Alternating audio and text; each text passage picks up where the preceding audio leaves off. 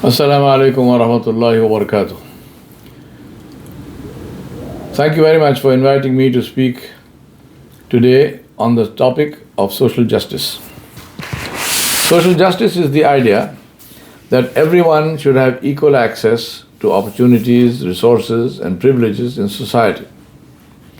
This requires fairness and non-discrimination, equal access to opportunity, respect for human rights, which includes the right to life, freedom from torture, freedom of expression, and the right to work and education, and equality in legal rights and access to redressal where they are violated. This must be available to every single person, irrespective of caste, creed, culture, race, or gender, or any other division. To live means to choose knowing full well that the freedom to choose doesn't free us from the consequences of the choice.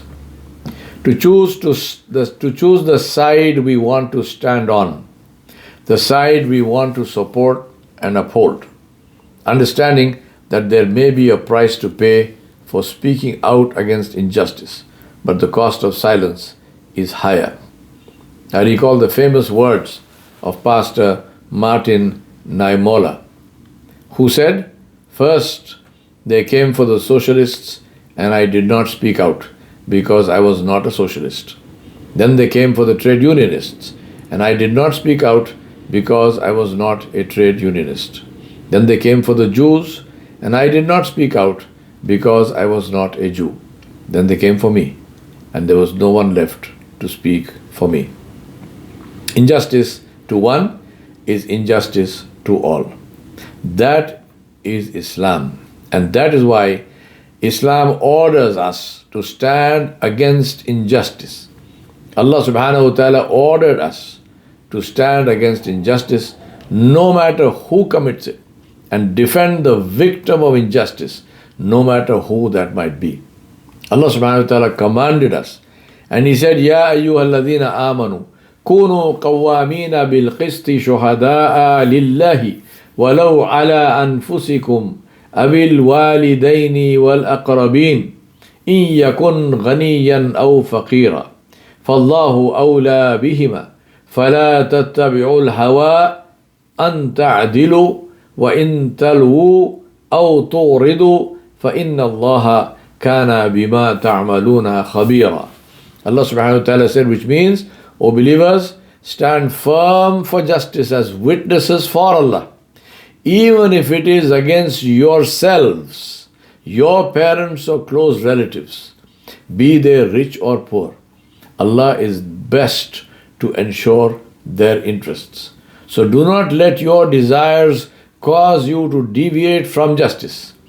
If you distort your testimony or refuse to give it, then know that Allah is certainly all aware of what you do. I quote also one of the greatest fighters for justice who paid for it with his life, Martin Luther King Jr.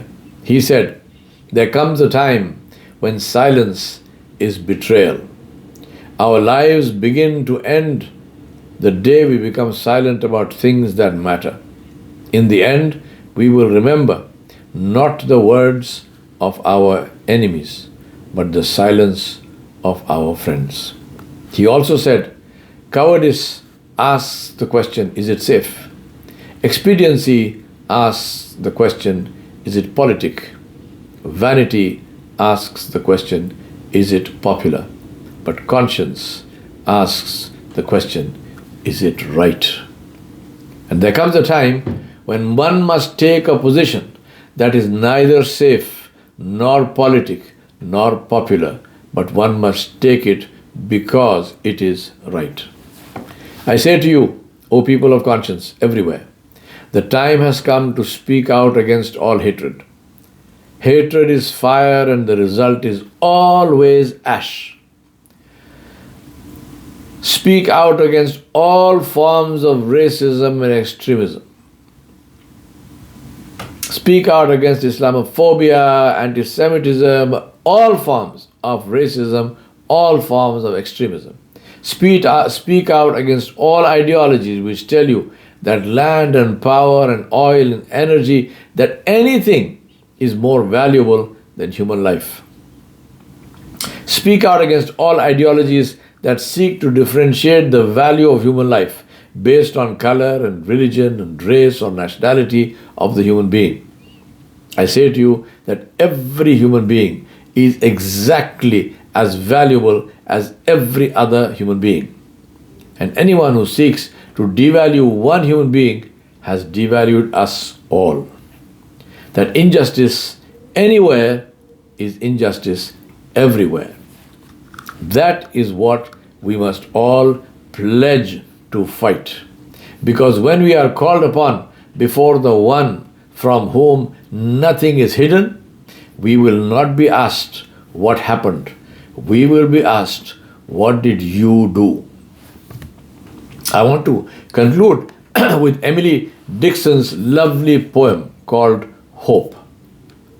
She says, hope is the thing with feathers that perches in the soul and sings the tune without the words and never stops at all.